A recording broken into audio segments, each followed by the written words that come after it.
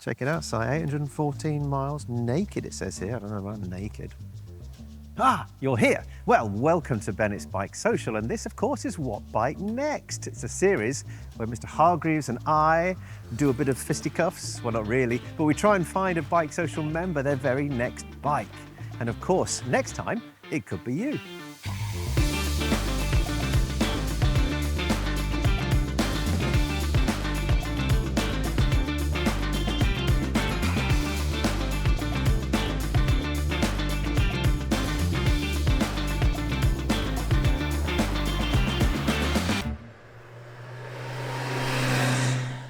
And let's start by offering some eternal gratitude to our series supporters, both K&N Filters and to Bridgestone tyres.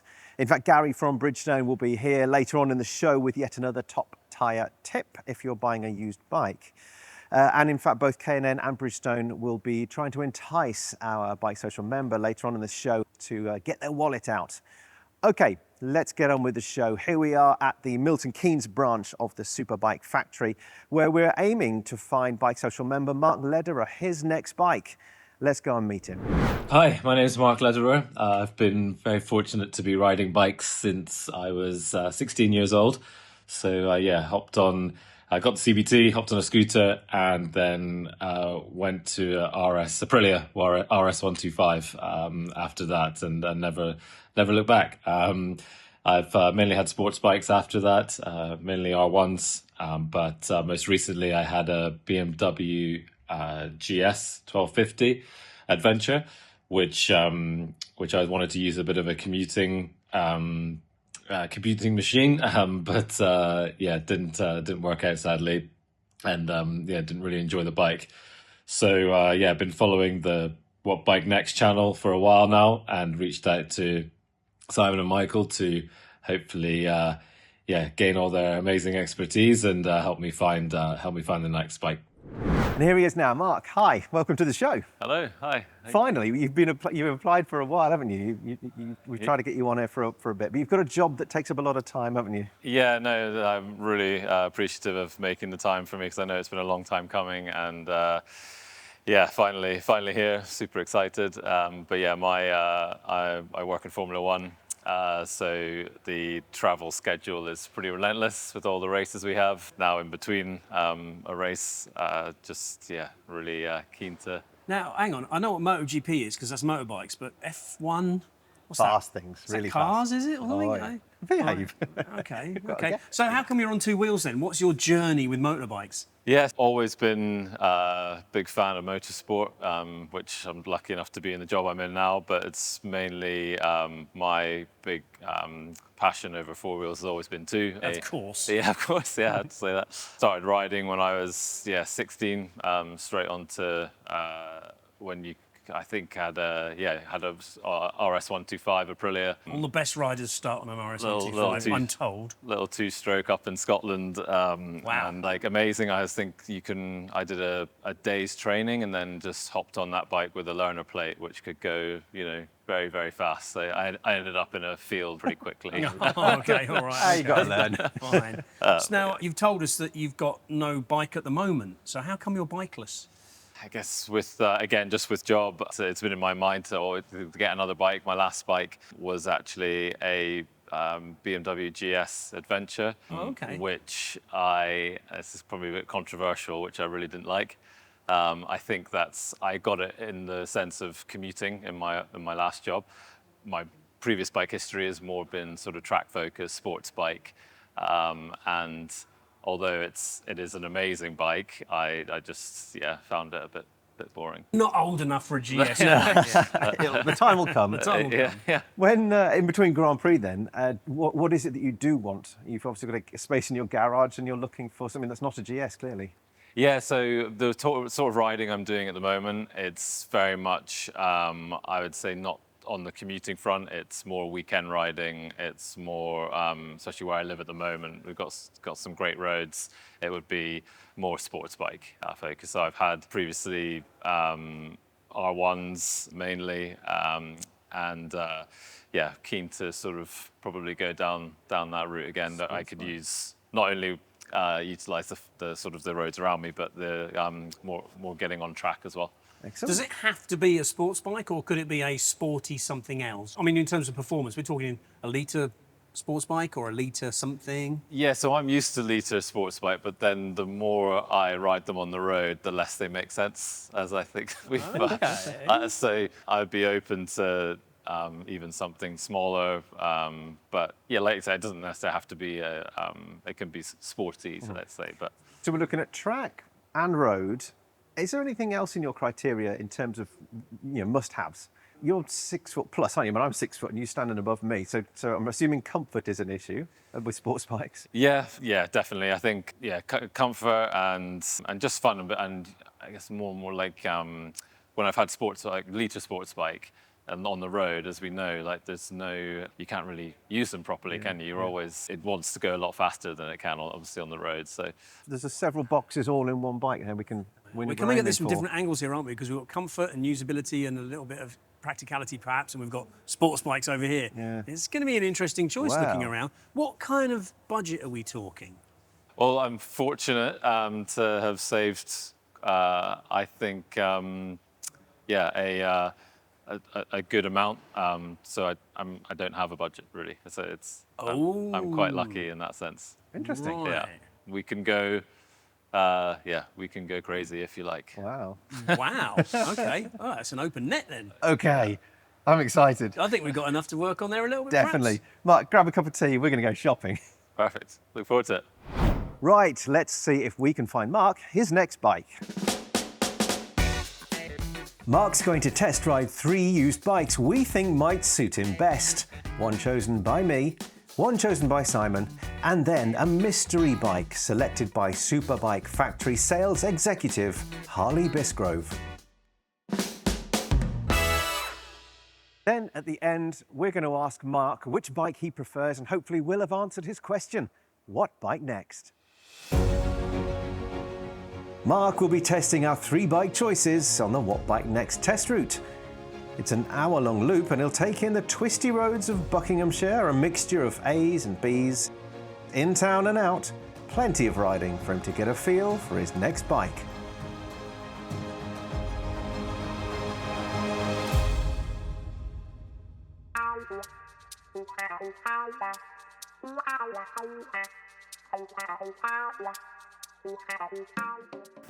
So among the Ducati Panigalis they have here at the Milton Keynes branch of Superbike Factory is the likes of the 899, 1199, they've even got the new V2, and there's a couple of super sports in there as well, kind of all-rounders. What they don't have is a Panigale V4, and I think I would have shown Mark one of those, although it might be a little bit too severe in terms of its sportiness. So many sports bikes and so little time. Now, I'm pretty sure Mark wants a sports bike, but I'm a firm believer, don't give people what they want, give them what they don't know they want. So I'm thinking sports bike engine, and maybe something a bit more practical, because he's a tall fella, so maybe hyper naked of some kind. I think that's what I'm going to go for. Look what I found. It's Kawasaki ZX-10RR, but it's not just any old RR. No, it's the 40th anniversary edition, which means there is literally one of only 40. Now, I know he said limitless budget, and this is £22,500 because it's got 5 miles on the clock. I think the owner bought it and then realised he couldn't insure it. Obviously didn't try Bennetts. Don't know, he says limitless budget, Mark, but I don't know whether he wants to spend that much money on just one bike.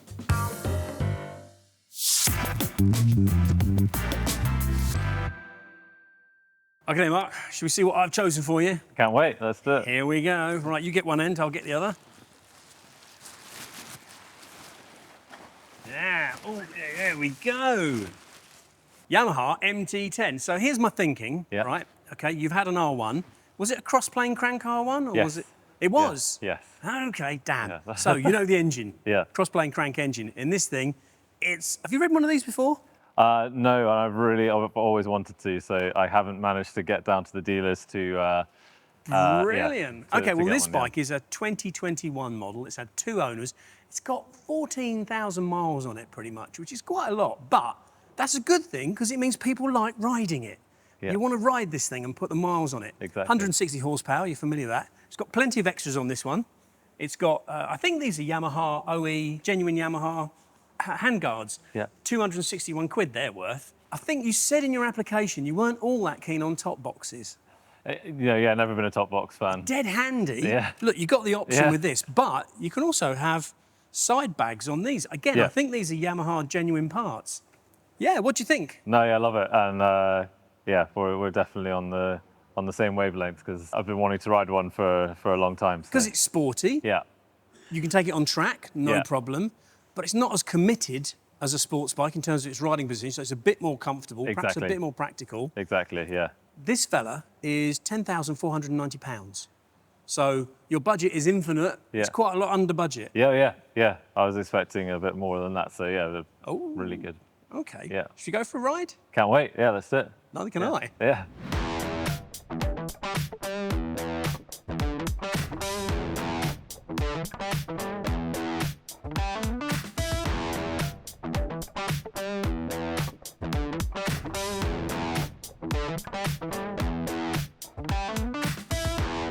So let's see if bike number 1 can win Mark over, or is it simply not sporty enough?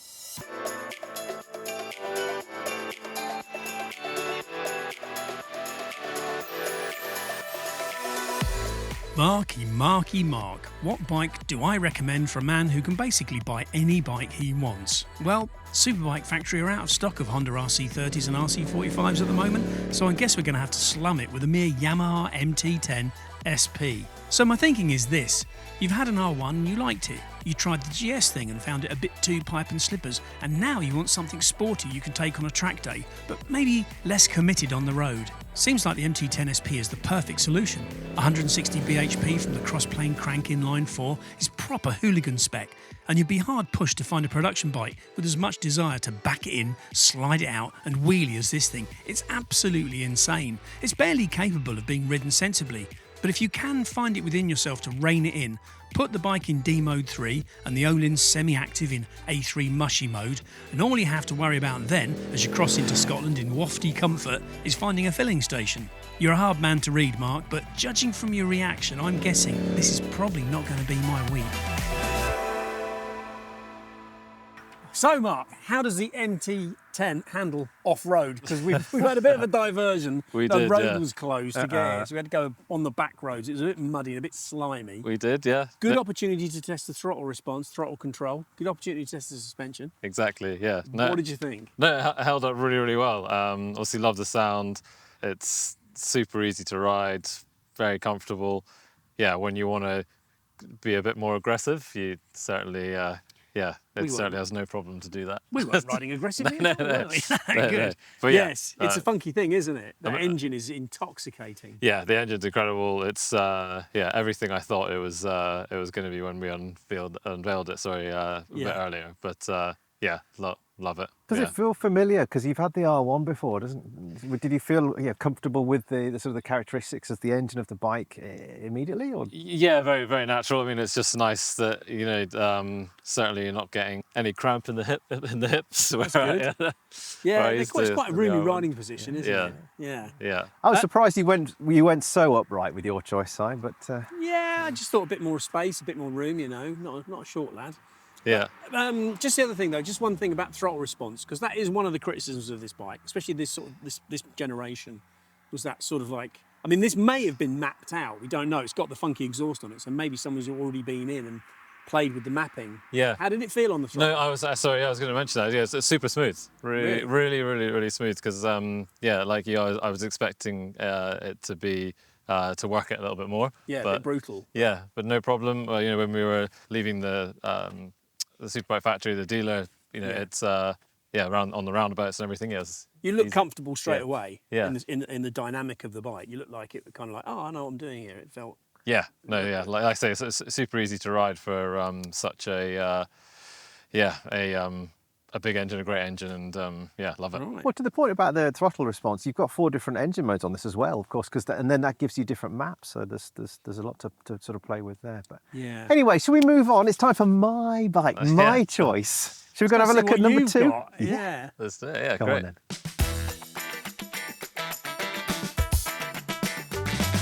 So there's like hundreds of second-hand bikes right here, all the way through the showroom. But if someone was going to buy second-hand, have you got top tips? Yes, mate, I've got one top tip, which because there are so many models and so many special editions now, you've got to know what you're buying. And the place to look is BikeSocial.co.uk or our Bennetts YouTube channel to find out exactly what it is you're looking at. There's about 1,300. In fact, there's more than 1,300 reviews. Exactly. Yeah. And also modifications. If your bike's modified, I suppose you've got to know if your insurer will insure it. Well, yes, you Bennetts. We've got 20 of the most common modifications, just complimentary. You don't even have to declare them. Like bar ends and braided hoses and exhausts. All of the above, so long as it's road legal, of course. And there's a 24/7 claims line and a Coventry-based call centre, no less. Should we get on with the show? That's a good idea.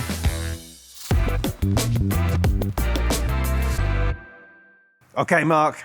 Time for bike number 2, my choice, quite clearly. Well, let's not hang about. Yeah.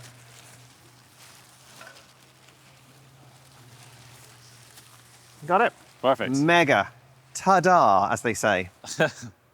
So, a Triumph Speed Triple 1200 RR, a sophisticated bike for a guy like yourself. I think it matches up. Yeah. I did the launch of this. This is a 2022 bike. And this particular bike is a 2022 bike, and it's just under 2,000 miles, just over £10,000, which I think offers us really, really good value because they're about 18 and a bit new. Yeah.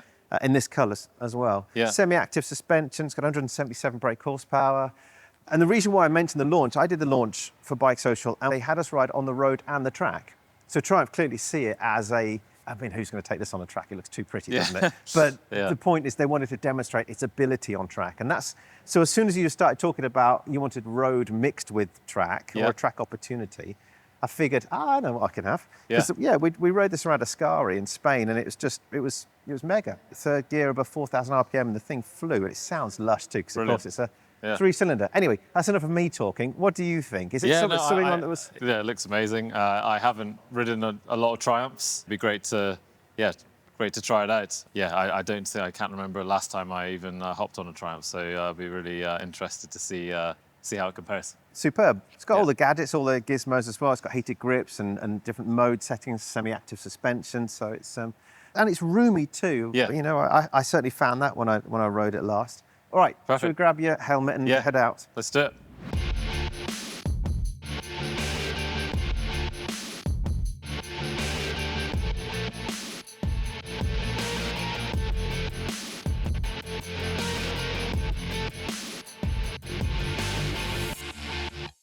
So let's see if bike number 2 is the perfect all-rounder for Mark.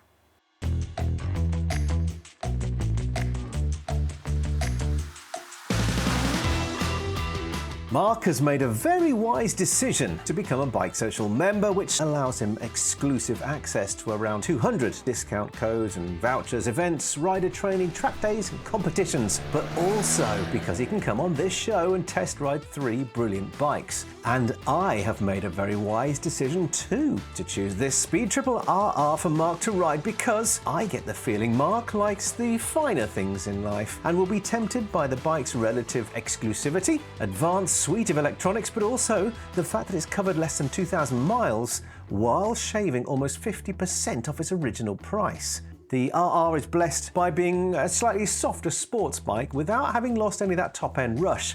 Okay, so it might not have the low-down grunt of its naked sibling, the RS, but the soundtrack that accompanies the 177 brake horsepower is a match made in heaven.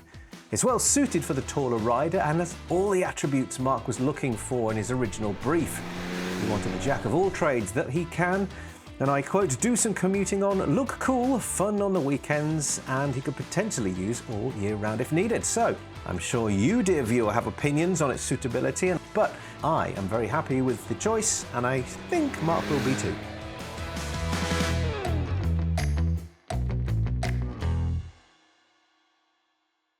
Mark, tell me, how, on a scale of 0 to 10, how perfect was the Triumph for you? It was pretty high. Like, 10? Excellent, good. I wasn't expecting to like it as much when we unveiled it back at Superbike Factory. Haven't ridden many Triumphs before, but as soon as I hopped on it and then we did a bit of riding, it became very natural, very comfortable place to be again. Yeah. I think from what I've learned, it's just really nice to be again in that sort of sporty position again. Excellent. I was going to ask you about sort of the comfort levels with this, because it's a very narrow bike. Yeah, I mean, it's definitely a lot different from the MT10, obviously, but I think it's what makes it engaging at the same time, which is what I'm looking for in the next bike. Is the right answer. Yeah.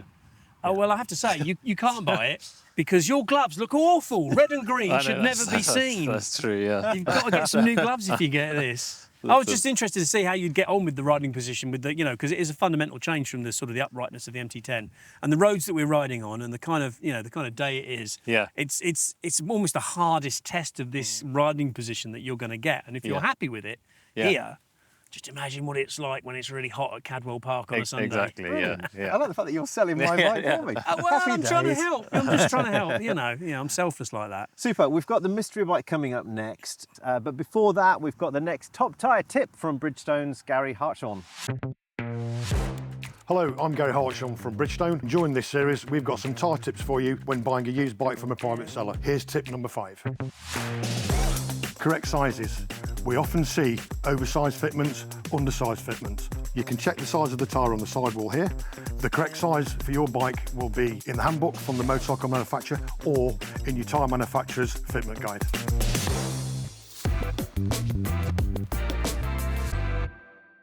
Okay, on to bike number 3, and of course that's the mystery bike. Now it's Superbike Factory's Harley Bisgrove who's chosen it this time. Let's go and find out what he thinks Mark might like. So my name's Harley, I work at Superbike Factory Milton Keynes. I'm a sales executive, so I sell bikes. That's essentially the day-to-day. The bike I picked for Mark is a 65-degree V4 engine. It puts out roughly about 200 brake horsepower. It's an Italian manufacturer, which might narrow it down to 2 potential options, but I'll let you decide which one that may be.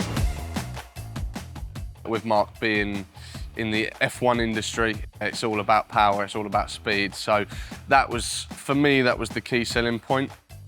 There's a bit of a different aesthetic to the bike I have chosen, as opposed to most other sports bikes that are on the market. A bit more capturing, a bit more eye-taking. How can I mix Formula One into a motorbike? Now the colourways and the power, that's really what done it for me, and that's why I thought it might be the option for Mark. Okay then, Mark, shall we see what Harley from Superbike Factory has got for you? Yeah. I'm quite eager to see this as well. Excited. Here we go. Oh. Oh. Okay, so they've gone Sports Bike 101 here. Wow. RSV4. Compact, Yeah. we must say, for a gentleman of your stature. Yeah, they are, aren't they? They are pretty. What have we got on the cheat sheet? Pretty small. 10,690 is your price. 2016 model, 4 and a bit thousand miles. Litre, V4. So it's 4,000 miles, but it's a 2016 bike. Yeah. Okay, so it hasn't travelled a lot, has it? No, adjustable O-lins. Obviously, it's not Yeah. semi-active, but it's got the quick shifter, launch control, wheelie control, traction control. It's all the controls. Yeah. No, This amazing. is going to be It's got fierce. a loud exhaust. Oh, look at these. I mean, everyone loves a V4. The sound of the V4, the performance of a V4. Have you ridden a V4? I have, yeah. And Aprilia is a brand very, I'm attached to it. So, yeah. Because of your RS125. bike and, yeah, Of it's, course. and all the history. So what that goes V4 with have you that. ridden? I've just tested the Tuonos, but not the Not the full fat. yeah, not the Bike. RSV4. So Right. Blimey. Have you got Yeah. a chiropractor on speed dial? We mustn't prejudice Harley's choice. This is mega. yeah, no, they're incredible, aren't they? I don't think you'll have much trouble on track either with No, this. no. No, These no. are 200 brake horsepower. Yeah. Right. Shall we go for a ride? Let's do it. You're Yeah. about to wake Milton Keynes up, I think, Yeah, with the I think so, state of that yeah. exhaust.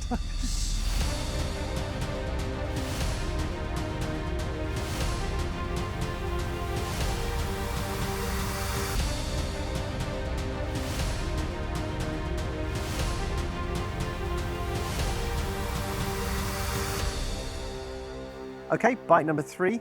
Is this up Mark Street, or is it a little bit too obnoxious? I see what Harley from Superbike Factory has done there. He's thought, right, Mark wants a sports bike. Let's give him a proper sports bike. You give them what they want. And if you want a litre sports bike, you'd definitely be thinking about an Aprilia RSV4. beautiful 65-degree V4 making somewhere in the region of 200 horsepower, smearing its juicy goodness out right across the rev range like high-performance melted chocolate. And the sound, amplified by that Arrow system. Deliciously compact chassis too. This being a 2016 RF, it has Olin springs and forged wheels, so the whole thing is a sensational little litre sports bike. But the only thing, it is little. The RSV4 crams a lot of performance into a tight space, and while it's a stunning track bike, Mark did ask for something with a bit of comfort. On the road, I wonder if he'll feel a bit compressed on the RSV4. There's only one way to find out. The mystery bike, Mark, is not very mysterious in its loudness. Certainly is it not. all mouth and... I suppose it's all mouth and lots of trousers, isn't it? Yeah. Is that the case? How did you get on with it? Well, first of all, thanks for the suggestion of earplugs because, yeah, unlike the other two bikes, this definitely needed it. So, but yeah, just an absolute animal, right? As you just by looking at it, you know what it's going to deliver. Pretty unforgiving on the road. Yeah. Suspension-wise, it was pretty harsh. pretty rock hard. But not that I wasn't expecting anything less, but it's still a pretty amazing machine. In the mirrors behind me, you looked least comfortable and confident on this. It was like the one where you were kind of like the one you were a bit more tentative about. I was giving it a lot more respect, I think, than the maybe the other two. I think when you haven't hopped on something like this in a while, I think you need to just bed yourself in a little bit. Yeah, maybe you can see it showing its age a little bit, just in terms of other more modern sports bikes that I've ridden. It took us 10. Well, we were trying to work out how to change the modes for about 15 minutes, and we still couldn't do it. No. The button that says mode didn't appear to do anything. Quite So- Italian in its style. And the modes, I think, are called race, track, and sport. It's only going to be, one type of bike. Yeah, you know what you're true signing. that. You know what you're signing up to. Cool. But, So we headed somewhere warm. Good idea. Get some coffee or tea on the go and have a proper digest and debrief of all three bikes. Yeah, fantastic. Sound like a good plan? Thank you. Yeah. All right. Do that.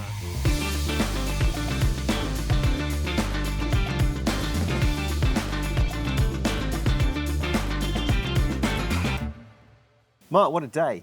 I mean, What you've a done all day. the hard work. I've just stood around a bit. Actually, you've probably done a bit Oh, of thank work you. as I was well. waiting for that. Cheers. Yeah. Recognition where it's due. Shall we run through the bikes in order in which you rode them and then sort of do pros and cons of each? Yeah. I'll hand the reins over then in that case. Okay, MT10. So I took a bit of a flyer with it because you specified a sports bike, but you also had this sort of want for something that was a bit more comfortable maybe and a bit more practical, and you talked about panniers and things, so I was thinking, I'm going to stick my neck out and try a super naked, hyper naked. It's a sports bike engine, but it's a conventional riding position. Did it work? It did, and yeah. First of all, thank you both. Thanks to all the crew for such an amazing day. It's been dream day for any sort of bike enthusiast. So it was great to have some time on these amazing bikes. Yeah, the MT10. I mean, that is when we unveiled it, it's a bike that I've always wanted to ride. So yeah, I wasn't disappointed.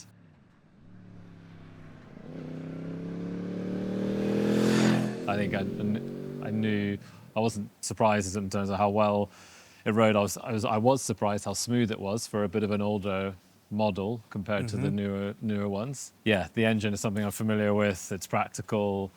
It's probably the most sensible decision out of the three. This is the first time an MT10's ever been called sensible, but I'll go with it. I'll go with it. That's true. Yeah, but yeah, fantastic bike, and you can't really go wrong with that, I don't think. Okay. Downsides? What was there a kind of like but? Maybe if in terms of certainly as it was a really good order to do them actually, because they kind of got more aggressive and we went up the tiers.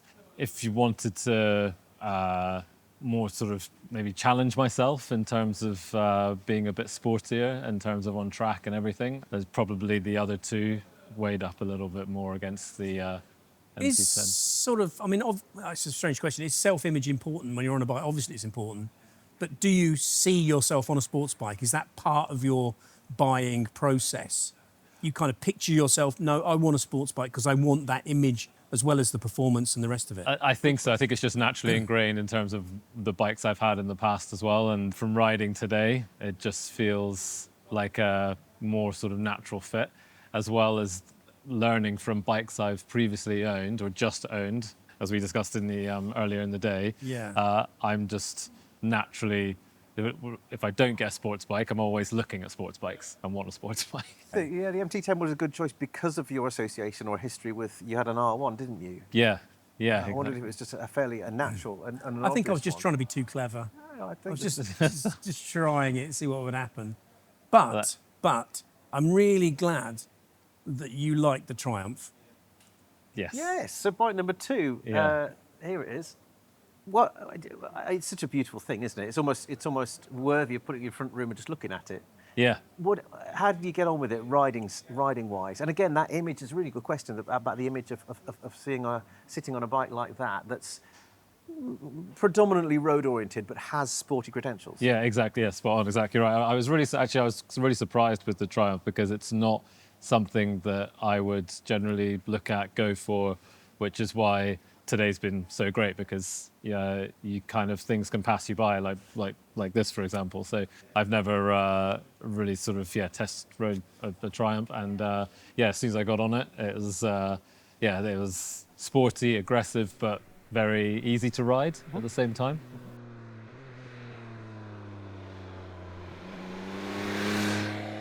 As the more time I was riding it and getting comfortable with it, the better it got.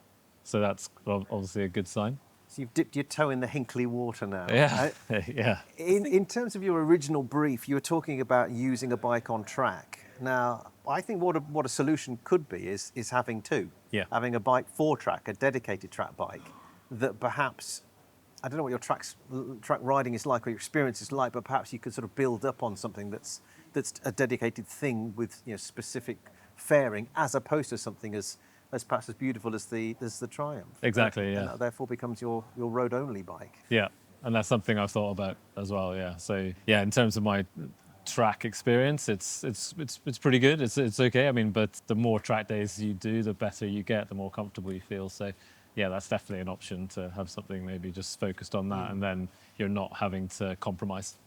Yeah. What are the downsides to the Triumph? Were there any? Again, in terms of your sort of wish list when you arrived here this morning. I was surprised how aggressive it actually was in terms of the in terms of the seating position. It was, I think, like Simon and I discussed, you want to take it out on a weekend, have a blast. You're not sure if it's maybe that commuter friendly. So yeah, if you're going to look at having sort of best of both worlds, that's probably not the option. I get really excited by that because I think that's a nailed-on classic. It's iconic. It wasn't that popular. I think it's depreciated more than any other bike in the last 20 years. Nearly halved in price in a few years. It's crazy. And yet it's not the most popular litre sports bike because it was never perceived to be as good as the Japanese litre sports bikes. Do you think it'll depreciate more? No, I think it's going to. I mean, once you buy it, it's just going to sit where it is, I think. Yeah. But it just looks amazing, doesn't it? And it's got the sound and the sensation, and that's the one. Why? I can't believe I'm sitting here listening to you waxing lyrical about my choice. I'm such a fan of these things. But you're right, because it has dropped a whole lot in just 2 years. I think we've worked out that it was an ex-Triumph press bike, which was the first of its two owners, because it's done less than 2,000 miles. Wow, has it? And I've got the feeling, I think, something to do with the registration plate. But anyway. I might have actually ridden that then. Possibly, Yeah, me too. Right. Me too. Wow. But in terms of, depreciation, in terms of value for money, in terms of an icon, a stylish thing, there's not going to, you're going to be pulling up to the lights, and many others will be sitting there waiting for you. And you don't see many around either. Mm-hmm. No. Good. Shall we move on? Mystery Yes. bike time. The old, I say old, well, it is old, compared to the other two, 9 years old. And you can tell, can't you, in some places it is a little bit longer in the tooth. I think so, but it's still, I mean, what an experience hopping on that. Even, you can't even compare it to something like the Triumph. It's obviously showing its age a little bit compared to the more modern litre sports bikes now, even its like successor. But this was certainly a bike that gave it a lot of respect, obviously riding out and doing the route. But then coming back, I really got attached to it, just improving on it the whole time and getting more and more comfortable on it, even though it is an absolute animal.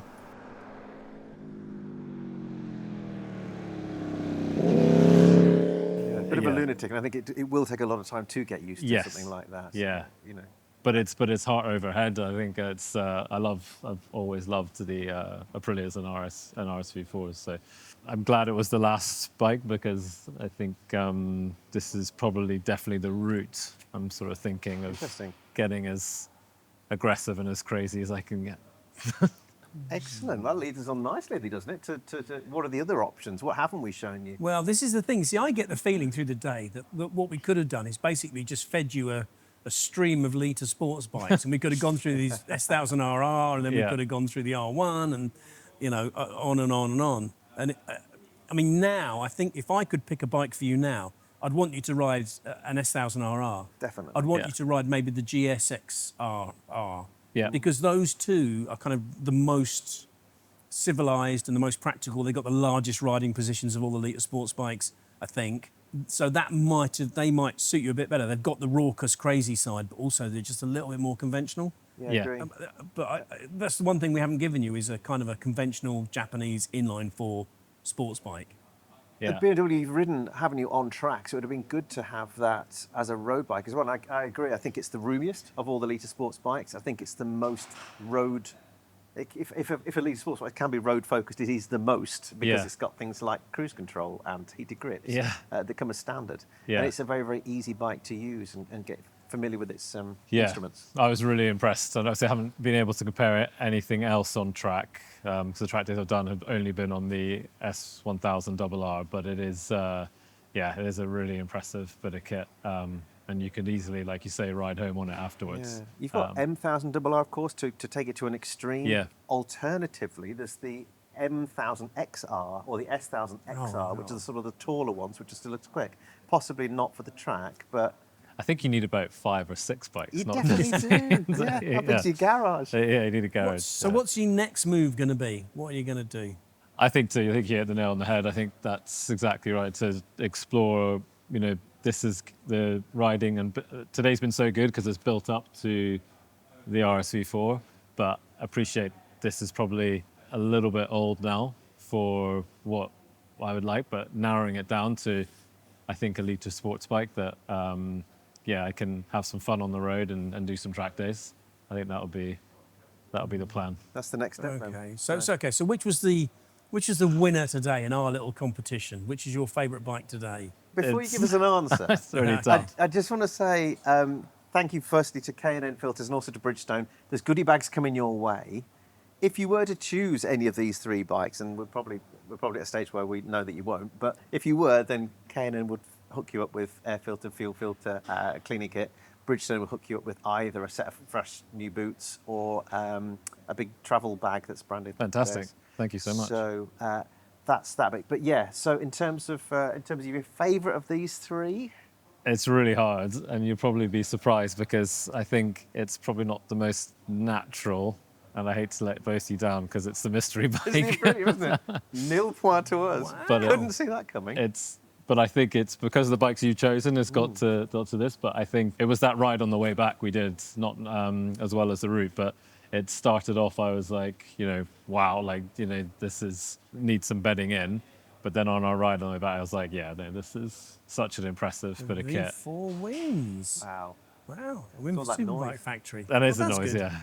yeah. And I wasn't wearing earplugs on the way back, so maybe I'm surprised you can hear anything. so maybe it was So the loud. noise, but yeah, it's don't get me wrong, the Triumph and the Yamaha are both fantastic bikes, but it's heart probably over head. Well, if there's a V4, maybe there's a Panigale in the future Well, somewhere then or yeah. something. I don't know. Yeah, good choice. Yeah. Stay with the Italians. Mark, thank you for joining us. Thanks for allowing us to influence your next steps. It's been a pleasure having you on, and I'm glad that we finally made it happen. So, Yes, no, thank you again. Yeah, thanks for the patience, and loved every minute. It's been such a good day. Come back in a few episodes' time and we'll choose a bunch of different sports bikes for you and you try them as well. Hey, tell we'll me. just take them all to the track. yeah. Ooh, In good idea. Spain. In Spain. Yeah, Perfect. All right. book me in. Love to. Yeah. Good stuff. Thank you, sir. Thank you, both. Thank you. Well, even after Mark had ridden the Aprilia and given his sort of initial verdict, I still wouldn't have put money on him opting for this as his favourite of the 3. Anyway, look, I need to say thank you, a big, big thank you to both Bridgestone and to K&N Filters for helping create the series. Now, we'll let you know what Mark ends up with in the voiceover at the very end. I tell you what it does do, though. It makes me think about how interesting What Bike Next is as a process where, you know, Simon could have chosen half a dozen bikes, I could have chosen half a dozen bikes, and still we might not have come to a conclusion for Mark. So he's gone away at least with some more thoughts. If you've got any ideas of what he should have been offered or what you might have wanted in his situation, let us know in the comments section below. And don't forget to watch the rest of the What Bike Next series. I'll put the link to the playlist in the comments section too. I'll probably pin it to the top. All right, thanks again for joining us. 3 more things to tell you about. Firstly, if you're not yet a BikeSocial member, why not? There's 230 different discounts and offers and competitions exclusively for BikeSocial members. Access is free if you insure your bike directly with Bennetts. Don't worry, you can still be a BikeSocial member even if you don't, and that's £6 a month or £60 a year. The second thing is to come and join us at Bike Club. Now, BikeSocial Bike Club is an online social media site, essentially. It's our own one, but there's a load of experts in there. So you've got a question about, I don't know, your battery on your bike or your tyres on your bike. You've got all the people in there that know the proper stuff, not just Dave from down the pub who has an opinion. And then finally, our Facebook group. It's a private Facebook group. There's, I think, about 10,000 members in there at the moment. BikeSocial, just search for BikeSocial on the Facebook groups and you'll find us there. All right, if you want to be involved in What Bike Next in the next series, drop us an email at enquiries@bikesocial.co.uk. And until the next episode, see ya. After recording this episode and finishing the Formula One season, Mark actually embarked on a career move which saw him relocate to the Middle East. And while that hasn't stopped his pursuit for a new motorbike, it has been shuffled down the priority list. Maybe Mark of Arabia needs a Brough Superior.